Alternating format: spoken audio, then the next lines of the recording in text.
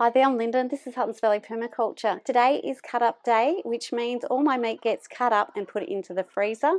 Before this day, I've dealt with some of the odd bits. So today I'm going to be showing you some of the recipes I've done, and tomorrow will be sausage making day. So I'll be taking you along to show you that process also. So I've got the butcher here who cuts up all the meat in his van before bringing it out to me. I find it easier just doing it out in the carport. He brings out the meat as it's ready and I just pack it into these plastic bags. Now I always put the date on and what the cut is.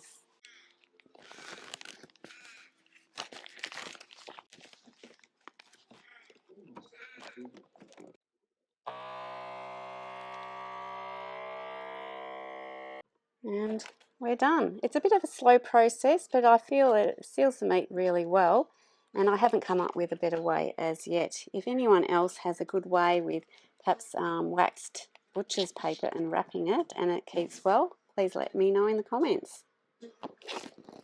So we throw it over there and then I get it into the freezer when I've kind of got a pile going. It's quite cool today, so it doesn't matter if it's sitting out for a little bit.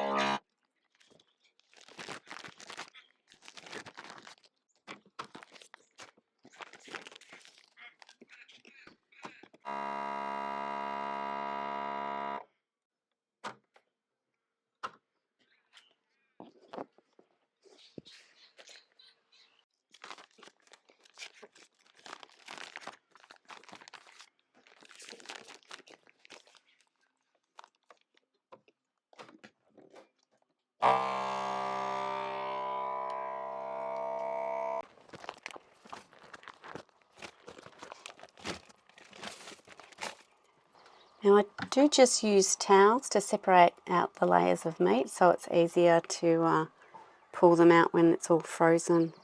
Every morning I'm out here moving my animals around, and sometimes it's not as nice as this. It's the middle of winter and the sun is shining and it's beautiful.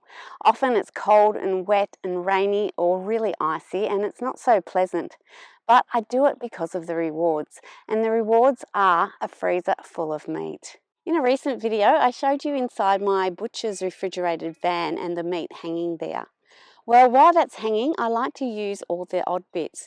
Now, the lungs and the liver I've already dehydrated to give to my dogs as treats, but today I'm going to show you what I'm doing with the tongue, the cheeks, and the heart. A teaspoon of cumin seeds, 1 teaspoon of ground ginger, 2 cinnamon sticks, and I've got 2 small bay leaves, although the recipe calls for 1. I'm also going to just be adding in my garlic paste rather than the garlic cloves crushed that the recipe calls for. Now the recipe calls for coriander stems and roots if possible, but I didn't want to dig up my plants just yet, so I've just picked them kind of like this, and I'm just cutting off the leaves, which will be used in the recipe a bit later, and using these sort of stemmy bits for when the recipe calls for it.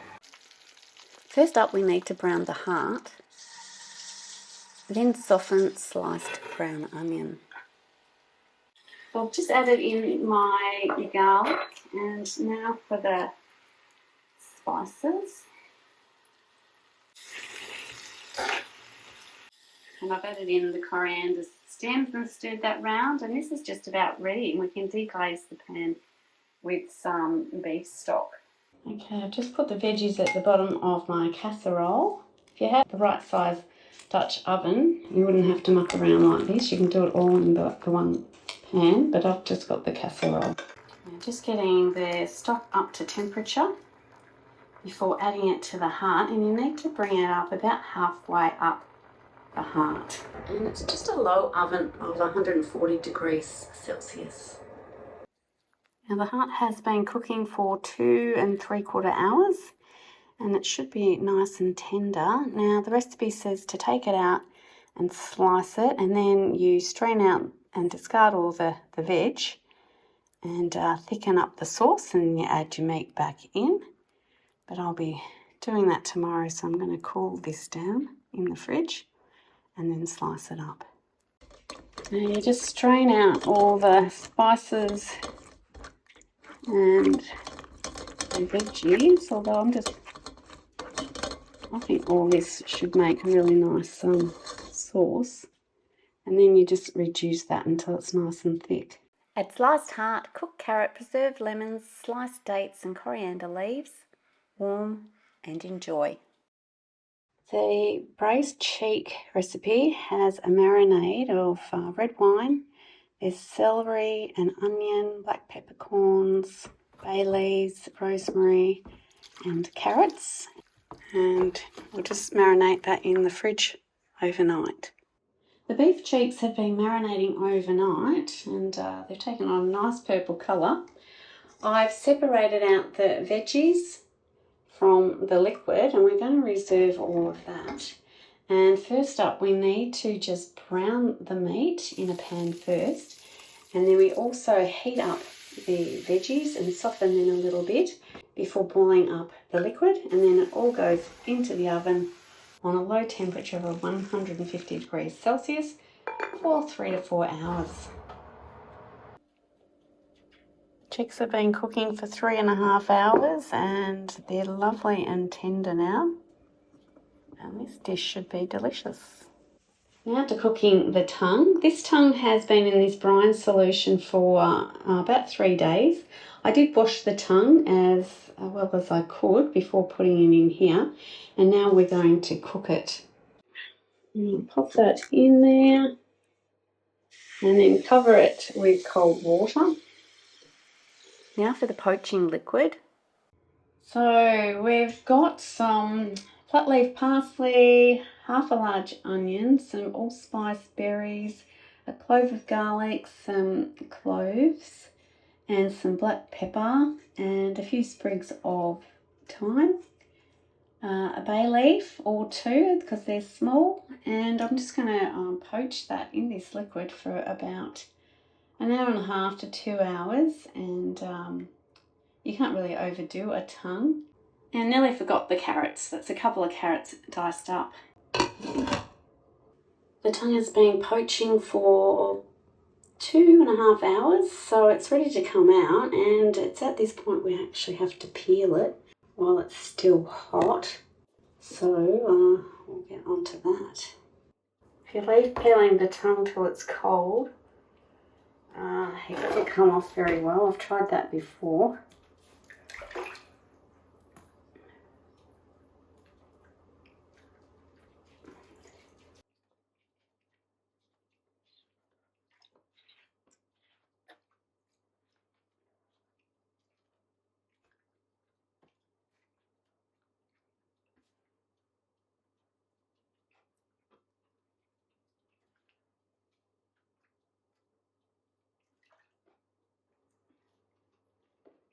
Some bits you have to kind of cut off. We're nearly there.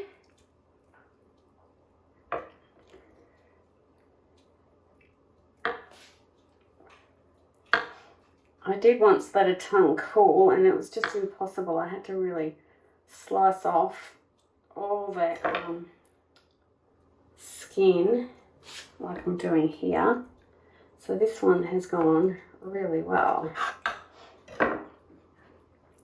So that tongue is ready to use. I'm going to pop that in the refrigerator, and then you just sort of slice that up, and I generally have it in a salad. You could probably add it to a nice stir fry or something too, just at the end, just to warm it up, and it's a really nice tasty meat. I've used my beef tongue in 2 ways. First up, sliced up and added to a salad, which was delicious. And the second was in a stir fry, where again I've just sort of chunked the meat and added it towards the end for a really delicious stir fry. And now it's sausage making day. I've got 3 kilos of my beef sausage mixture, which I'll be adding spices to shortly. I usually get a little bit more, but this time around I chose to have my brisket just remaining one piece, and I've frozen that. And a couple of the other cuts that I'll make sausages with, I've also just frozen. And I've reserved some of the beef fat that I can also add, so you can get the proportions right with your meat and the fat. So with this one, I'll be mixing in the spices through my mincer, but I'll be doing all that when my friend Bob joins us. He's here to see how I make my sausages. The 2 recipes I've got for the lamb sausages I've just found on the internet, so I'll leave a link to those in the description. The first one is a rosemary red wine sausage. Last night I cubed the meat and the fat and prepared the other ingredients. You just mix it all together, and that's left in the refrigerator overnight. With the Merguez sausage recipe, I also marinated it. Now, it does call for harissa in the recipe, which I didn't have, but I've used my fermented chili relish instead. And I've also used my fermented garlic, which is nice and easy to add. So I've just added those together with the spices, with the cut up meat and the fat, and then put them into the refrigerator overnight. Okay, I've got Bob here who wants to see how I make my sausages. Bob and Joe are friends that live on a farm nearby, and they also raise their own meat and haven't done sausages as yet, but you might give it a go. We might give it a go, yes. Yeah. In my Butchering Day book, I have a recipe that I call my recipe, which is the one I'm going to make today. So it's just for 3 kilos, 20 gram of paprika, 30 gram of my homemade onion salt, 30 gram of ground pepper, a cup of beef stock, and then 30 gram of salt. And we just need to add in a cup of beef stock or cold water. Now I've had this in the freezer just for a short while just to make sure it's really cold. All right, just with clean hands, we're just going to just briefly mix this through. We don't want to take too long because you want to keep the meat as cold as possible. Once it's kind of mixed through enough, we're just going to pop that through the mincer, just on the coarse setting, just to make sure that it's all mixed through well. We've got it all minced now. I'm just going to put that back into a fridge outside to get it cold again before putting it into the casings. I put the lamb for the sausages into the freezer with the bowls an hour or 2 before I mince them, just so you keep the fat really cold. Now we're just mincing up the lamb, which is being marinated overnight, starting with the red wine and rosemary mix. And it's just a coarse mix. And the recipe calls for putting it into a really cold bowl. If the fat warms up, you find the texture in the final product, when it's cooked, is quite crumbly. Whereas if you've kept it nice and cold, it results in a juicier sausage. Doing well, Bob. Now we're just going to do the same with the second recipe. And again, just on a really coarse dice into the cold bowl. With the next step, we just have to mix the meat mixtures by hand. You can use a stand mixer to do this, just to make the mixture stickier. And in the case of the red wine recipe, it means that the wine will be held within the meat sort of structure better within the sausage, and makes for a better texture when you cook your sausages. And it's a good reason to start with really cold meat, because your hands will warm it up a little bit, but if you start with it really cold, you're not going to impact it too much. With the beef sausages, the recipe doesn't call for you to do that, and it's probably because we've put it through the mincer twice, and that kind of binds it together a bit better. So this is becoming a lot more sticky, so it should be great in our final cooked sausage. Now, one of the important things with making sausages is to actually give it a taste before you pack it into your casing, because once it's in the casing, it's way too late. So we're just going to have a bit of a try of each of the mixes. This one's the beef one. And we've got the 2 lamb mixes as well.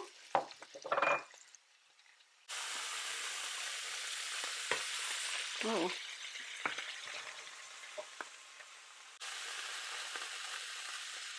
Time to taste. We've got the beef, so we'll give that a go first.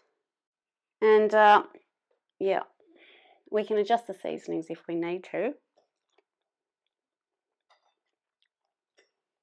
I like it.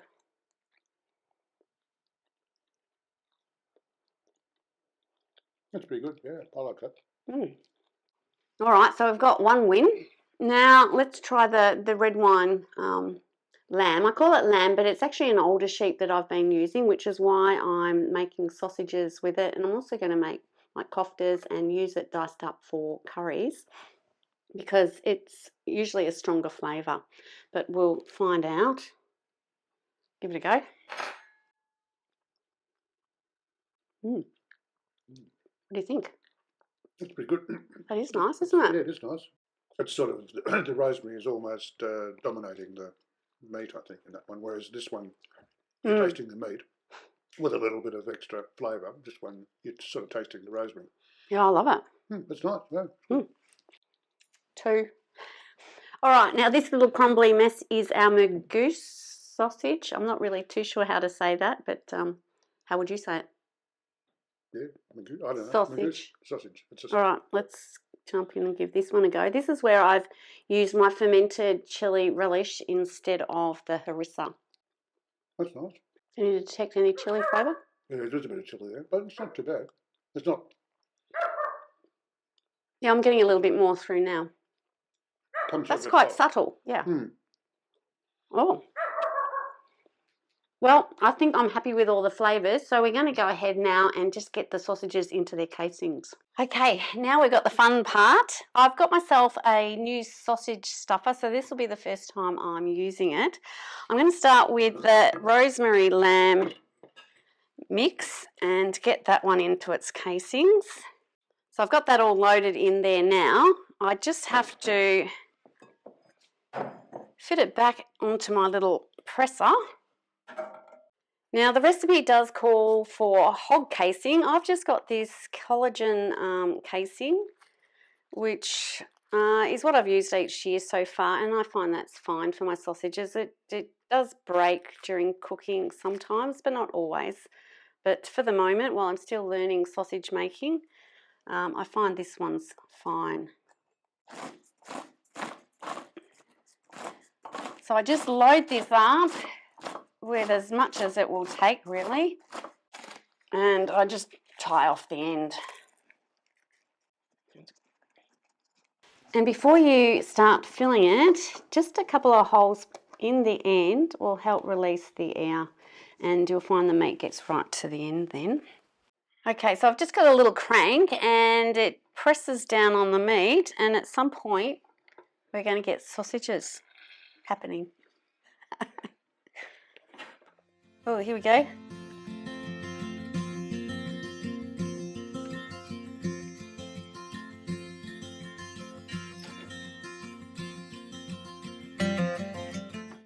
It's kind of funny, the red wine is being pressed out of the sausage mixture, which is a bit odd.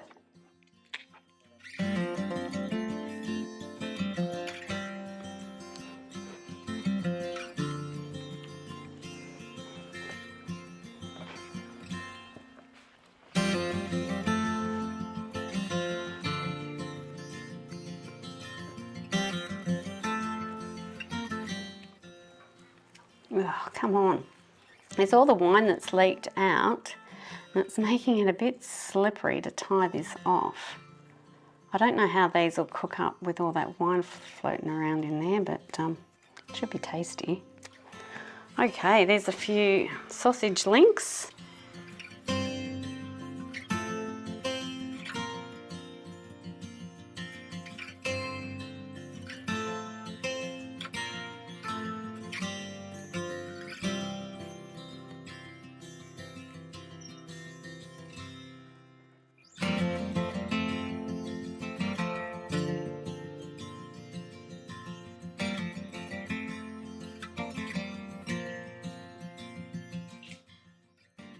I'm still perfecting getting all my sausages the same size.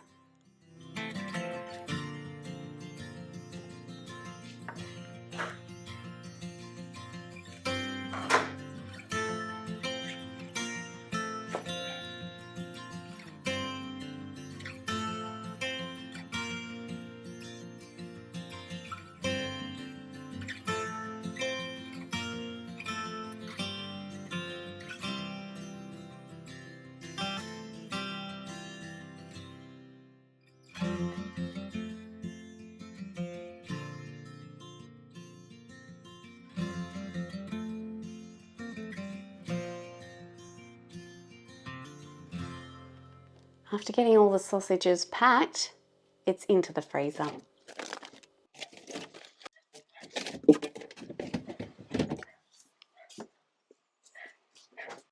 And this is in my fridge. I still have a little work to do. I'm just going to pack up some of this lamb fat into packages in the freezer that I can drag out and use for sausages, so that I can make them down the track when I run out of the ones in the freezer. And I've still got some beef fat as well. I've got plenty that I can render, but I'm also reserving some so I can make sausages from the beef if I choose to as well. I hope you've enjoyed seeing some of my meat processing process. Growing your own food, including your own meat, takes a bit of time and effort, but is very rewarding. Thanks so much for watching, and bye for now.